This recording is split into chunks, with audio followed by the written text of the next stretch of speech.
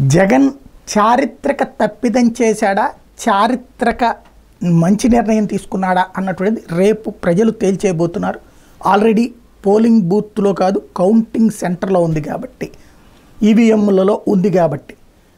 ఏంటది అంటే రాజకీయ పొత్తుల విషయంలో తప్పు చేశారా? 2014లో ఒంటరిగా వెళ్ళి దెబ్బతిన్నారు, 2019లో ఒంటరిగా వెళ్ళి విజయం సాధించారు. అయితే అవతలున్నటువంటి శత్రువు ఒంటరిగా వెళ్ళడం వలన అది సాధ్యమైంది. అంతే తప్పించి అప్పుడు కూడా కలిసి ఉంటే జగన్కి ఇబ్బంది అయి ఉండేది. ఈ దఫా మళ్ళీ ఒంటరిగానే వెళ్ళటం. భారతీయ జనతా పార్టీతో 2014లో జగన్ పొత్తు పెట్టుకుని ఉంటే కంటిన్యూటీ ఉంది, ఇప్పుడు పొత్తు పెట్టుకున్న అవకాశం గట్టిగా ఉండేది.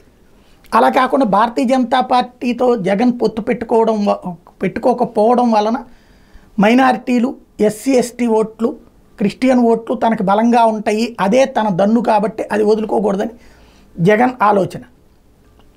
అది ఉన్నా సరే తెలుగుదేశం పొత్తు పెట్టుకుని అక్కడ గెలుపు సాధిస్తానంటోంది.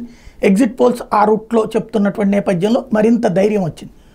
ఇప్పుడు జగన్ కనుక గెలిస్తే చారిత్రక నిర్ణయం విజయవంతమైనట్టు. కేంద్రంలో బీజేపీ, రాష్ట్రంలో కూటమి, పవను, బాబు, మోడీ ముగ్గురి ఇంపాక్ట్ని తట్టుకుని నిలబడ్డటువంటి మగాడవుతాడు.